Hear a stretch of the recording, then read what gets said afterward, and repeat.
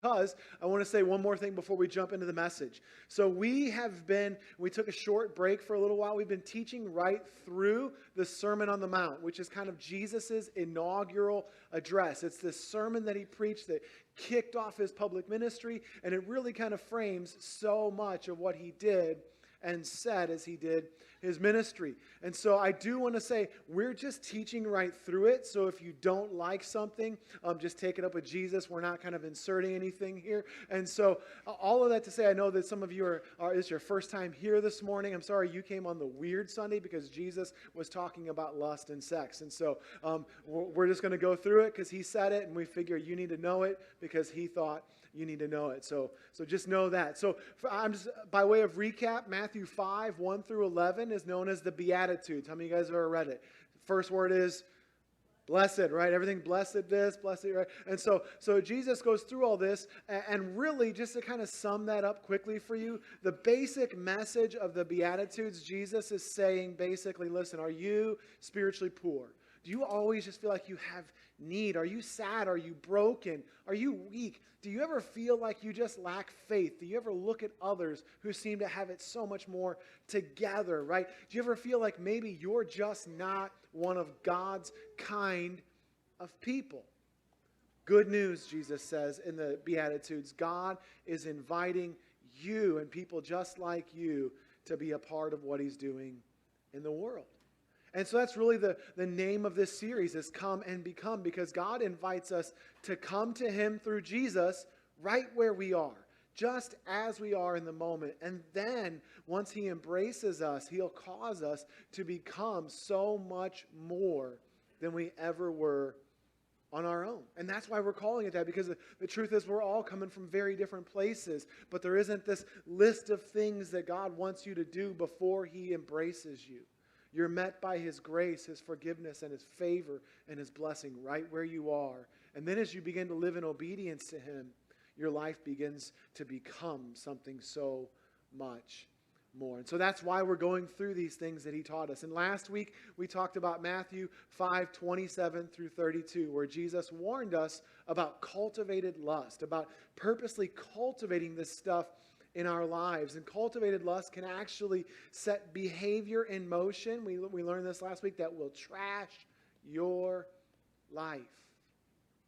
Right? And if you weren't here, you can go back and watch online. But we'll break ourselves, we'll break our families, and we'll end up doing things we never thought we would. And many of us may even escape the worst of the damages. But the truth is that cultivating desires for things that we do not have or we should not have is the recipe for perpetual dissatisfaction. And that's one of the greatest risks, is that all through our culture, we're constantly training ourselves to want things that we don't have or that we shouldn't have. And so we have people living in constant dissatisfaction. They're hot, essentially, for everyone but the one person they should be. And so we're just never going to be satisfied. And we end up emptying our marriages of the love and the passion and the intimacy and the joy that God intended us to have in there. And so as we kind of get into today, the trick is to not cultivate desire for things we don't or shouldn't have. But here's the underlying thing. We covered all that last week. And what we're going to cover this week is there's a reason that we do that. There's a reason that we continually cultivate desire for things we don't have. There's a reason we're continually reading the menu for something we're not supposed to eat. There's a reason we're signing up for services we're not supposed to receive, right? So there's a reason we do that. And so today we're going to seek to understand this tendency, and I think as we do, we'll be able to find a way forward towards what God actually has intended for us. And so that brings us to the problem we're going to tackle today, and it's this: the role that sex plays in our lives and culture has been unnaturally expanded. And so there's a way that I like to say sexuality has become bulbous, overgrown, and deformed. So this thing in our lives has become so much more than it was ever intended to be. And so I actually have a few pictures I want to show you. First is this. Some of you guys have seen this guy.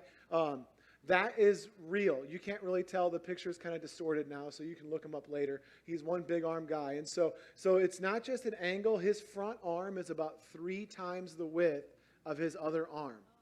Have you guys anybody ever seen pictures of him? He is a German arm wrestling like world champion. And so the reason it's that way is that it goes by weight division. And so he doesn't work out his whole body because then he'll weigh more. And so he only works out the arm that he arm wrestles with. So this arm is literally like basically like mine. No, and then the other one. See what I did there? Anyway, and then the other one, I'm not going to point out who the other one's like. That's not a positive. I came to church. Anyway, and so the other one is really skinny. And he does it that way on purpose, but he looks super, super strange in real life, right? And so that's kind of to a certain degree what we're talking about, is that we're all walking around with this one appetite, this one function, this one part of our life that's been allowed or even encouraged to get so much bigger than it was meant to be. Now there's another picture, it's a little more sad. So this is a bird, and it's got some disorder, and its beak has overgrown what it's supposed to be. And so now, how many of you guys think it's hard to catch worms like that, right? It's like when I'm trying to use chopsticks, you are just not eating. That's like a weight loss method for me, is to use chopsticks, right?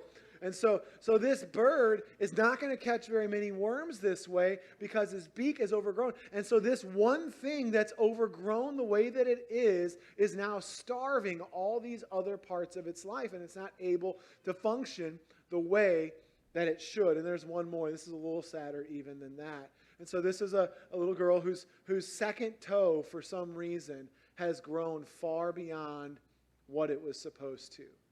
And so as you can imagine, looking at that, putting on a shoe would be difficult. Walking would be difficult. Soccer is probably out of the question, right? I mean, just think about all the things that are really ruled out when your foot looks like that. And sometimes we treat it like it's the first one, that it's silly, that it's just the big bulbous arm. But the truth is, when our sexuality grows beyond the bounds like that, that's what we're walking around with. We're walking around with this thing that makes so many other parts of life just not what they should be. It impinges on how we live. And so here's the thing. When something outgrows its natural scope, real problems occur. And I want to tell you where this comes from for us. In the early 1900s, a guy named Sigmund Freud popularized a theory that people are fundamentally sexual beings, right? And so what he believed was that the desire for sex was behind almost every part of human behavior. So he believed that everything from how you tied your shoes to whether you chewed ice or to whether you smoked a pipe, that all of that was somehow linked to your sexual desire or identity, and it was playing out through all of these tendencies.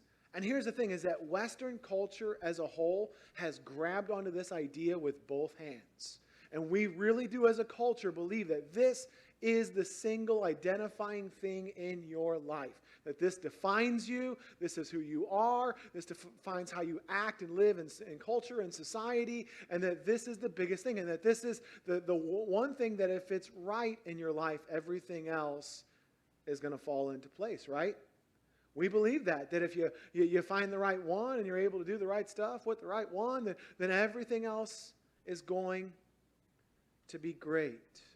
And so the thing is, we're all products of this, and let me show you a real life example. I'm going to embarrass myself because I didn't get permission to embarrass anybody else. But I grew up in the church, so I grew up as a Christian kid, and I sincerely loved Jesus, right? And I believed all the stuff you're supposed to believe. And I believed that Jesus, and I sincerely believed that Jesus was returning any moment. The rapture was going to happen. He was going to take all the Christians from the world. We were going to spend forever in heaven and all of that. And here is the problem, though, is that like 12 years old or 10 or 12 years old, I really thought that was going to happen any day, right? How many of you guys grew up believing that? And you come home and you look for mom, she's not there, and you're like, no, it happened. I was left behind. And so anyway, so I grew up believing that, and I still believe that, but I believed sincerely that all of that was going to happen before I grew up.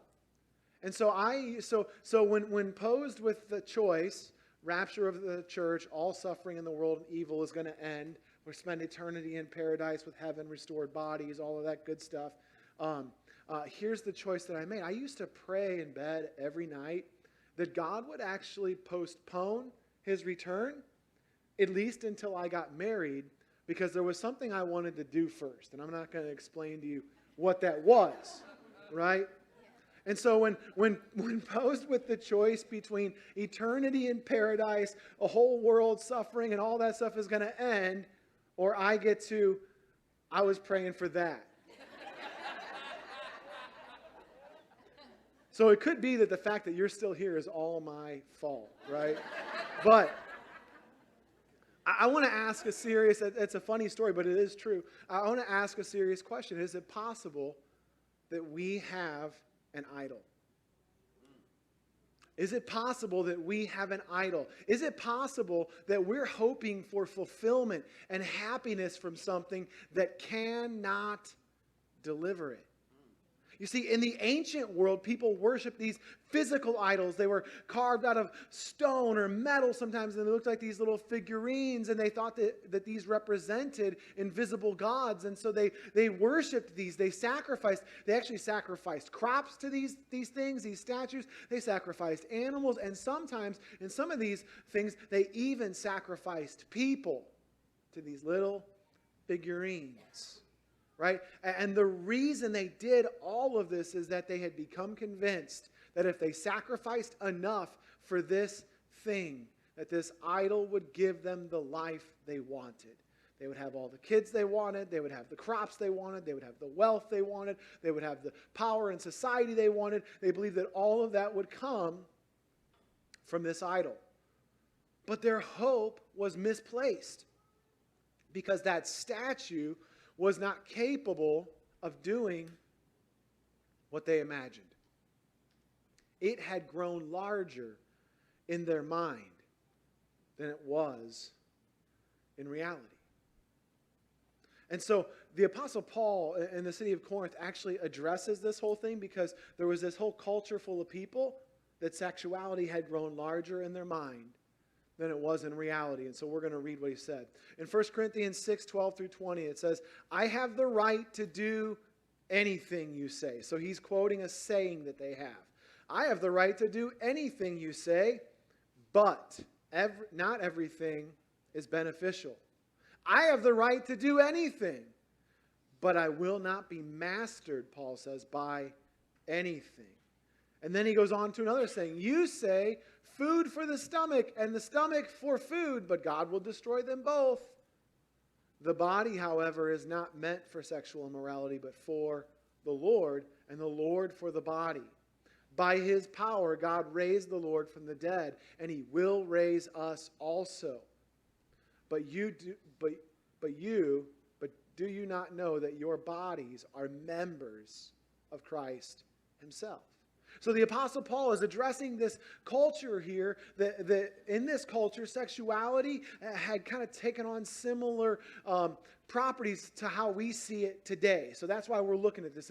Here's a culture that saw their bodies and their response to their bodies in a real similar way that we see ours. And so we're going to look at one specific thing that they saw, and it's that they believed that their appetites, their physical appetites, told them what they should have. And what that's called is sensuality. They believed if my body calls for it, then I should give it. That's why it calls, and I will answer. So if you are hungry for something, it always makes sense to eat that thing.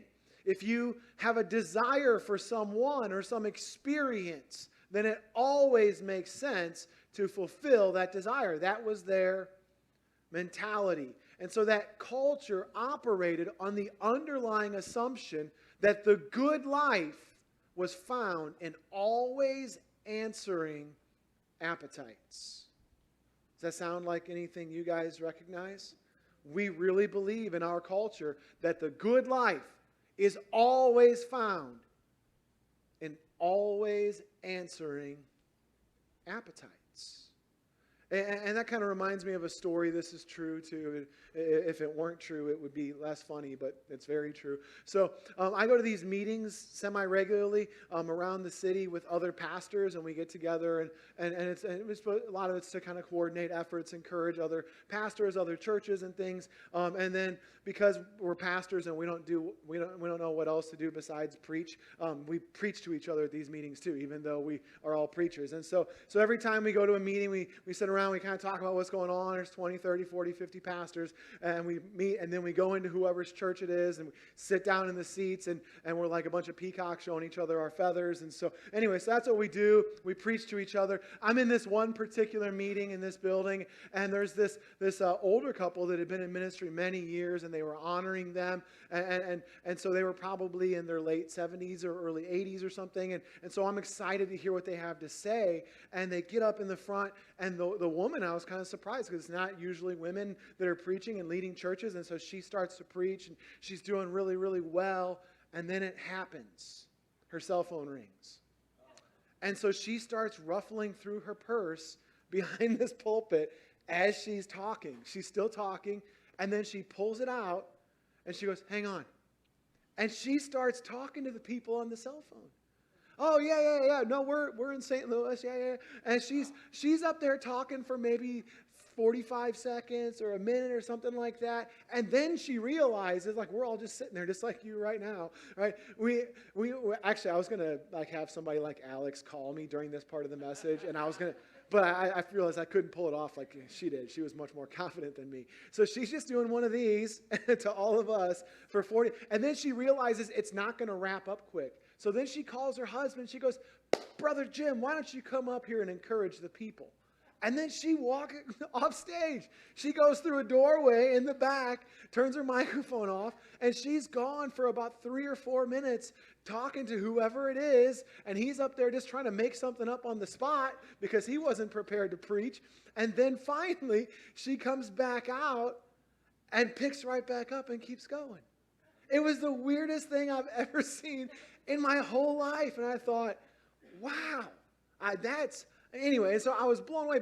But the simple point I'm trying to make is this. It's not always good to answer when someone calls, right? Not all calls need to be answered. There's plenty of times when not answering your phone is going to make your life better. Obviously, if you're preaching a sermon, don't answer the phone. Let me help you, men, right? If you're out on a dinner with your wife or even at home at dinner with your wife and your phone rings, not a good time to answer it, right?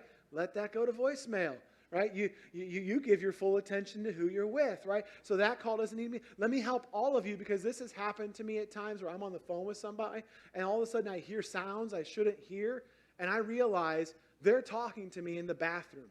They are relieving themselves in a bathroom and I hear like, "Are you lifting something? Like, why are you, what is going on here?"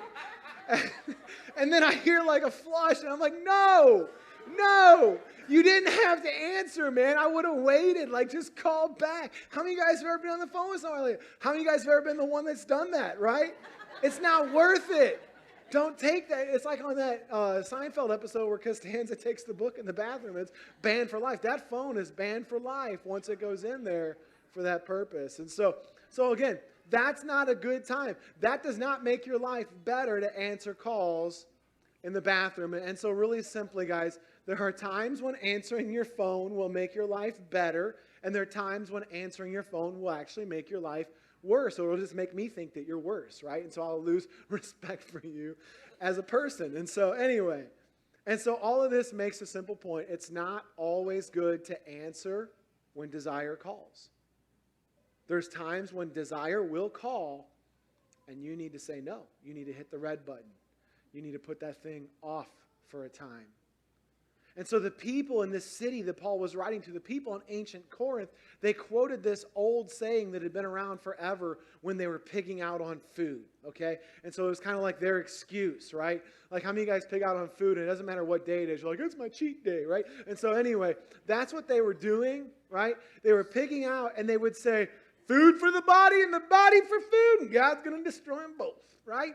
And what they're saying is, listen, they're essentially saying, eat to live, but also live to eat. and eat it all now because God's going to take it all away soon, right? We're going to be dead and there'll be no more food to eat. That's what they're saying. And so they're kind of like saying, hey, it's okay for me to eat like this because the food is for the body and the body is actually for food. I'm actually doing what I'm supposed to do while I have time to do it.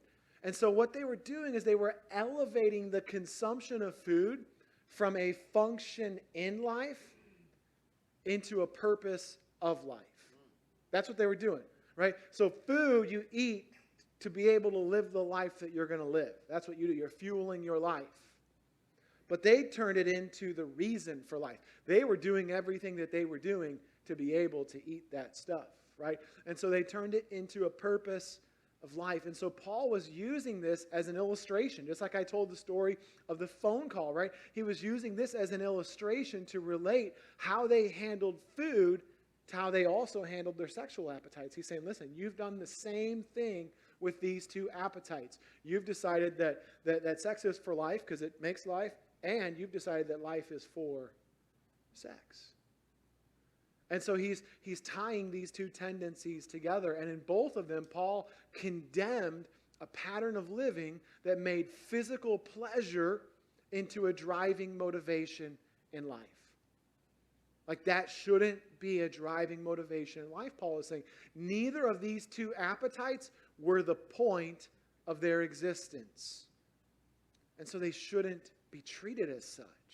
Because we all know what happens, right? When we simply feed our food appetite whenever and however it calls. How many of you guys have ever done that? Right? You just, man, when that thing calls, you want this, you give it that, right? It wants this, you give it that. It wants this. What happens? Well, what happens is your appetite grows larger and larger and larger, and you begin to have appetites for things you shouldn't have, right? I mean, how many of you guys have ever gotten, like, I've been with people and like, hey, I got this burger, and I call it a McDougal, or what is that what it's called? And it's buying like 3 different kinds of burgers, any one of which should be your entire caloric intake for the day, and combining them all together and then eating them. And so what happens is you do that, and now you go to a restaurant, and one value meal is like, well, that's just like the warm-up. I need the other ones too. But that's what we do, right? When we overfeed our physical appetite, we know what happens. We need more, and we need more, and we need more, and we begin to want all these things we shouldn't have, right?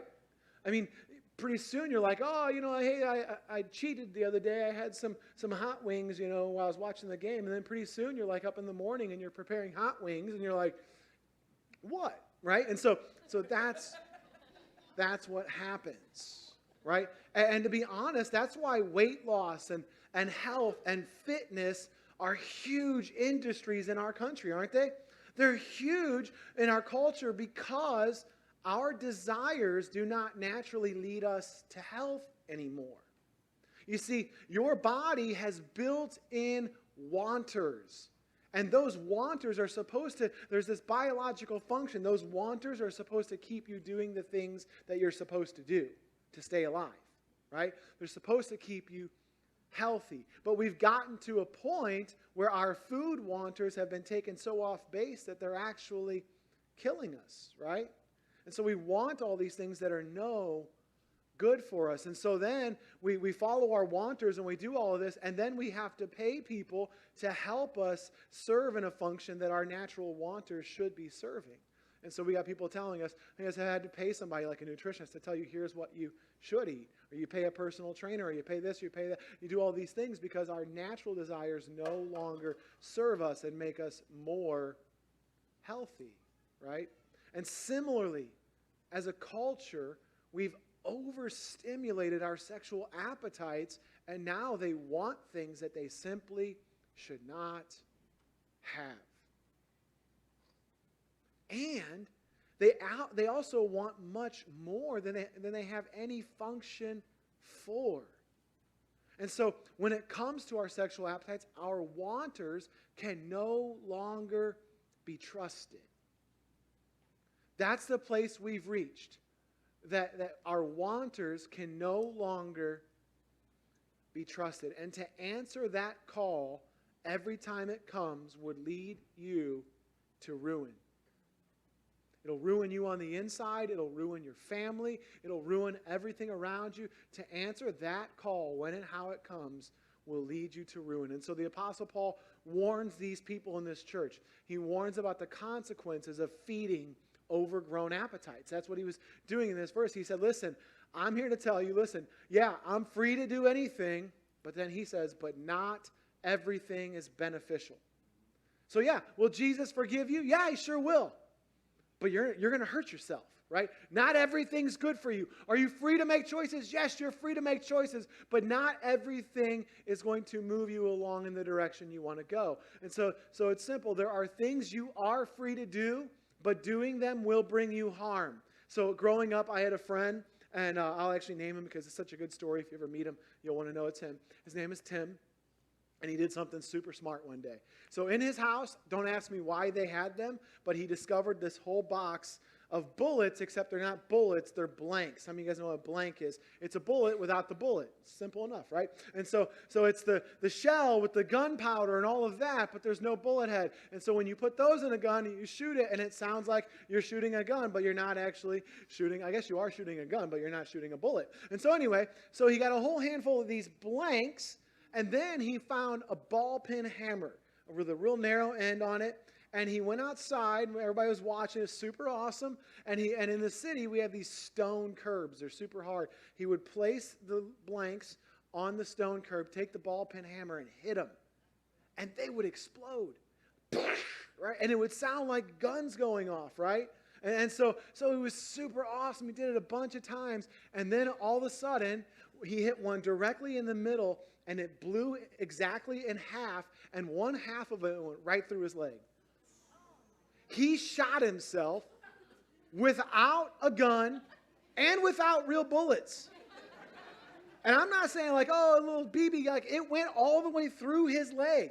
He went to the hospital for a gunshot wound and had to explain to the police and the emergency room people how it was that he managed to shoot himself without a gun and without any bullets, okay? And here's the funny thing about, as stupid as that was, I want you to know that there is technically no law preventing Tim from doing it. There is no law against taking non-bullet bullets and setting them on the curb and hitting them with a ball. There might be now because the need was found. But at that point, there was no law against that at all. He had the right to do it, but it was not good for him.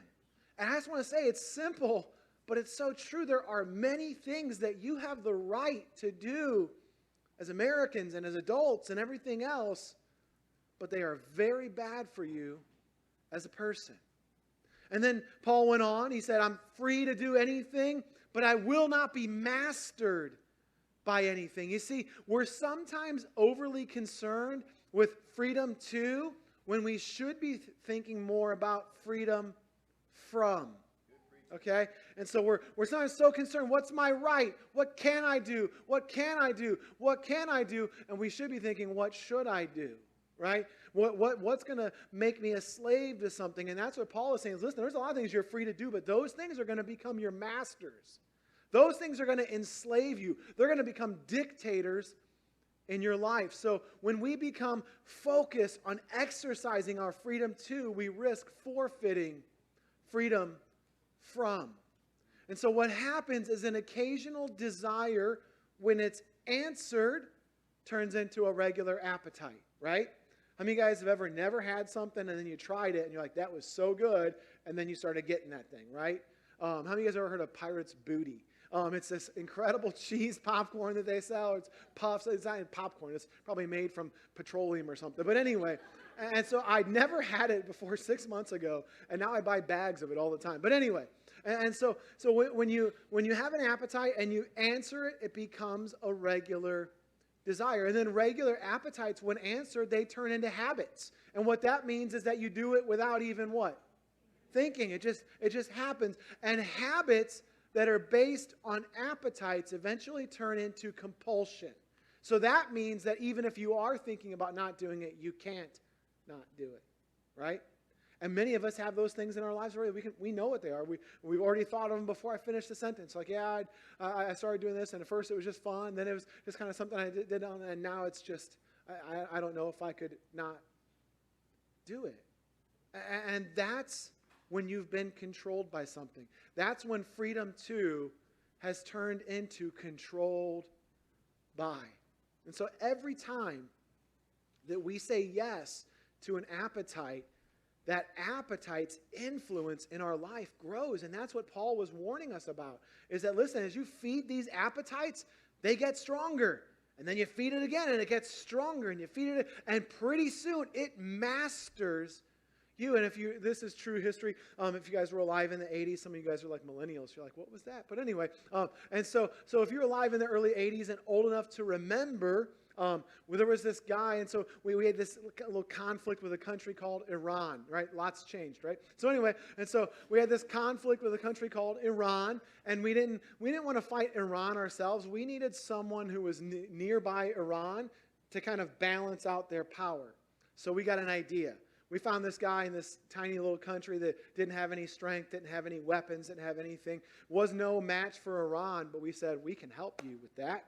And so there's this guy, his first name was Saddam. You might have heard his last name was Hussein. And so what we did is we said, well, we can't really give you weapons. It's against international law. So we took billions and billions of dollars and we gave him foreign aid. And then we said, guess what? It just so happens we have a surplus of weapons. They're for sale. It's billions and billions of dollars worth of weapons. And so then he gave us our money back, and we gave him the weapons. And then he said, yeah, we don't know how to use this stuff. And so then the U.S. military trained the Iraqi military. We actually equipped them to use all the stuff that we just sold them to use. In fact, we even gave them U.S. national intelligence so that they had an edge over Iran. And then we said, go get them, buddy. Right? And for a while, it was great. We had a local power in the area that could hold Iran at bay. But then he started getting a little bit wonky on us. Right? There was these people called the Kurds. He didn't like them. Right? There was like this minority in his country he didn't want to deal with. So, well, we'll just use some of these weapons. He began to kill all these people. And so within a matter of a few years, this guy became this vicious dictator who was killing thousands of his own people. And then he started invading other countries. And he actually took some over. And then we said, oh, I see what happened there. That's my bad. Right? And so then we had to go invade Iraq, right? And we actually set this guy in motion. We created him to be a servant for us, but he became a slave master, didn't he? So we set this thing in motion that now, when our soldiers were there getting shot at, guess where the little, it said made in on all those bullets? Made in America. The bullets that were whizzing past our soldiers were our bullets. The guns they were coming from were our guns, right? Their training seemed awfully familiar because it was our training, right? We actually created our own enemy there, right? And so we set something up to be a servant, but it became a taskmaster. And here's the point, is that by saying yes to some desires, we're actually creating little dictators in our lives. Things that we thought initially would serve us, but we end up eventually serving them. Or we have to battle with them to take back the power that we just gave them. So guys, freedom too can quickly become compulsion under. And that's what Paul said. Listen, you're free to do anything, but not everything is beneficial. You're free to do anything, but don't be mastered by anything. And so here's the last point, guys, is that a proper understanding of what we really are can shrink back our appetites to a healthy size. I want to say this really clearly. You are not what Freud said you are. It's untrue. You are not at your core a sexual being. Sexuality is not the underlying fundamental reality of your personhood. But here's what happens when we believe that it is. When we believe that we are essentially sexual beings at nature, then we constantly cultivate that desire because it makes sense. Well, we're leaning into who we are. We're participating in the biggest part of who we are as a person. And when you allow that kind of expansion in your sexuality, it becomes bulbous and deformed, and not in the funny one-arm, big-arm guy way, in the gross and debilitating person with the big toe way, and in the sad bird with the messed up beak kind of way, where you're not able to feed the other parts of your life because this is taking up all the resource. You see, guys, when sensuality becomes that overgrown, the sad thing is we begin to expect things of it that it cannot deliver. And you will always then be let down by reality. This is why our culture is so addicted to sex. Because we're expecting something from this thing that it cannot deliver. And so we keep going deeper into it. We keep going deeper, and we keep trying this, keep trying that. Maybe I'm just not whatever. And there's a guy, his name is N.T. Wright, and he talks about the fact that he says there is no such thing as gourmet sex. And we think that everyone else just must be doing it better because everyone seems so fixated on it. Everyone seems so happy from it. But it's just not producing what it seems to be producing for others. And so we just dig further and further and further into it because we think everyone else must be getting more out of this than me because every song is about it, every movie is about it, everything seems to center on this. But guys, there is not enough there to define you. There's not. There's not enough there to define you as a person. I want to look again at what Paul said because he gives us this clear answer. He says the body is not meant for sexual immorality. It's not saying you're not supposed to have it. It's saying that's not what it's built for. The body is not meant for sexual immorality, but for the Lord, and the Lord for the body. By his power, God raised the Lord from the dead, and he will raise us also. Do you not know that your bodies are members of Christ himself? In other words, body parts, hands, legs, feet, arms. You are body parts of Christ himself. And what that verse is really simply saying is sex is not the point of your physical existence. God is actually the point of your physical existence. We're talking about the meaning of life and existence here. God is the point of your physical existence. God has given you a physical body because he planned for you to be an individual body part of Christ. So Jesus came and lived physically and set the pace and the example for us, and now his plan is for you to be one part of that body in the world today, and the church makes up the whole. That's why you're physical. That's why God has embraced your flesh. Because you're supposed to be a body part of Jesus himself, representing him to the world. God built you to be a part of making Jesus physically real to the world. Amen. Right? When your neighbor needs something, right? Some of you guys, there's some of you who are going to go help someone else in the church later today because their sewer backed up. And you're going to go there because God is going to help them. And they're being the body of Jesus by going and helping them. And they're going to go help fix that. See, God made you to be a physical representation. Anything God is ever going to do in the world, he's going to do through his body.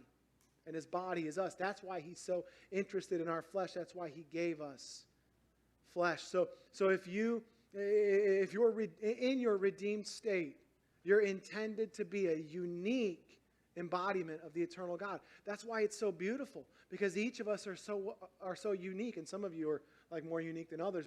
But we're so unique. We have this individual angle, and then when we're coupled with Jesus, we become this beautiful, unique embodiment of God in the world. You were meant, again, this is your purpose here.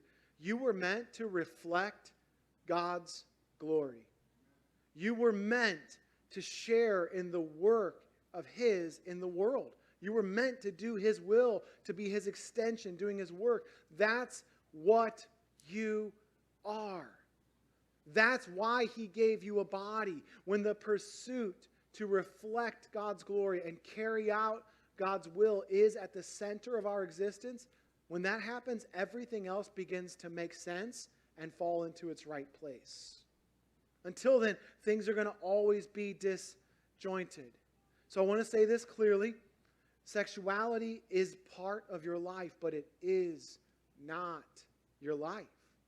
The exercising of our sexuality within the marital context that God has given us is a good thing, and it's a God-honoring thing.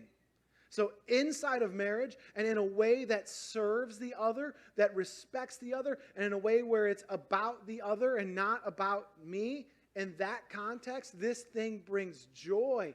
It unites us with our spouse, and it points to God's goodness. Like he wants to give you this good thing. But again, please hear this. While this can be good, it is just an aspect of life. It's just an aspect of God's blessing. It's not the aspect. It's one thing among many others. And we so often have the idea that even if we get everything else wrong, if we get sex right, it's enough to make us happy. And it's not. That's an idol. That's an idol, right? It's just a part of God's blessing. And so here's Physical Existence 101. I'm boiling this down, and we're about a minute from being done. So this is kind of wrapping this all together. The point of your existence 101 is this. Humanity is the only thing in all of creation that is both physical and spiritual. Get your head around that for a second. There's nothing else like us. We are the only thing that is both physical and spiritual. We are the unique connection point between a spiritual God and his physical creation. And so God's intention for humanity is for us to know him spiritually and then represent him physically in the world, to shape it and to shape our lives, to shape our families, to shape cultures, to shape creation itself in respect to our knowledge of him. And so as such, you've been hardwired with an appetite for union with God and intimacy with God. Every human has this inborn desire to know God. And this is actually one of the most fundamental ways that humans get messed up, because we unwittingly try to fill this appetite with other things.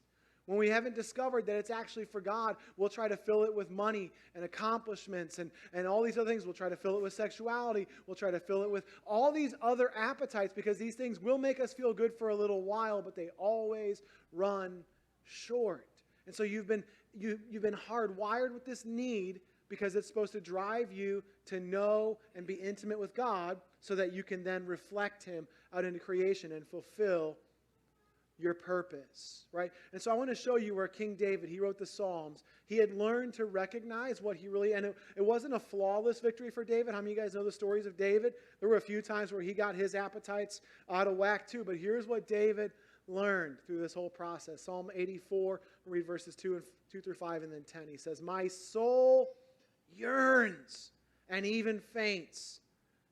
Right? So far, this sounds like like an NSYNC song or something. Like all these songs, like I'm so hungry for you. Anyway, I don't know if that's probably not a real song, but so he could be singing about, if this is our culture, he'd be singing about a person, because ultimately we think this is the center of everything. My soul yearns and even faints for the courts of the Lord. My heart and my flesh cry out for the living God. He's saying, listen, there's something in me that needs him.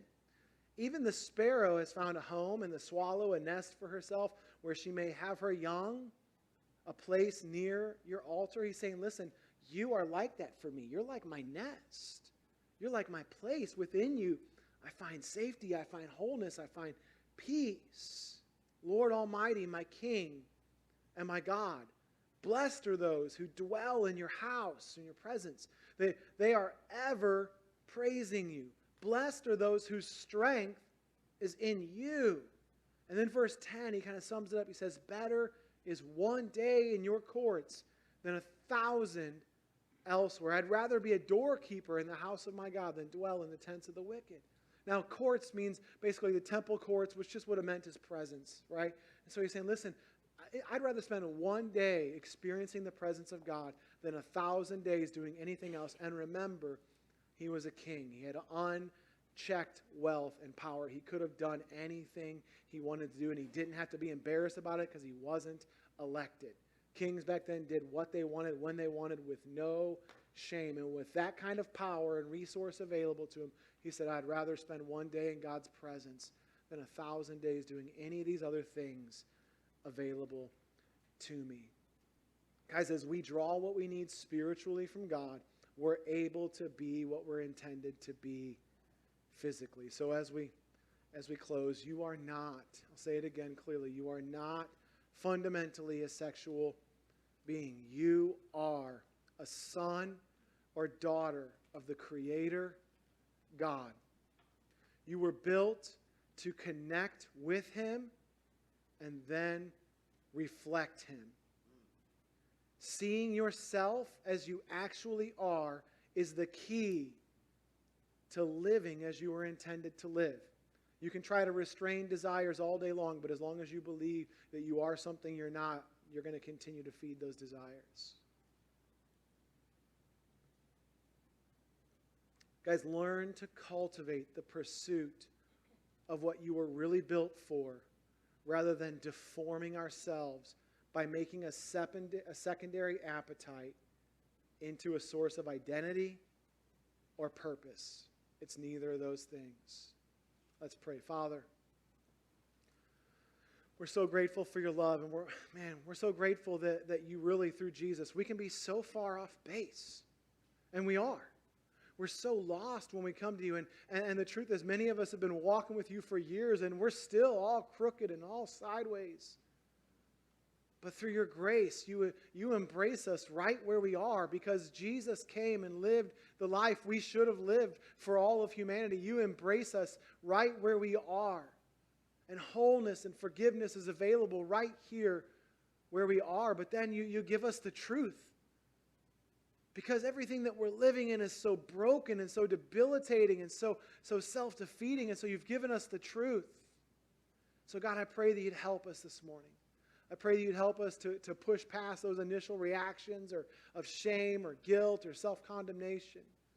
To recognize that in you, that's not the intention. That we're already forgiven. We're already made enough by what Jesus did.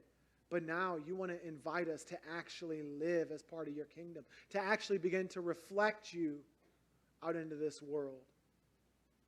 So God, give us the courage. God, give us the boldness. But most, give us your Spirit. Transform us.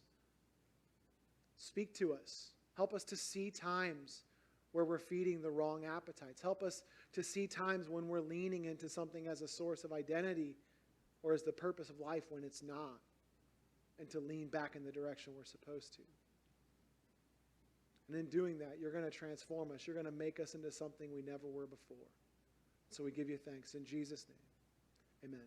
Guys, God bless you. Have a great day.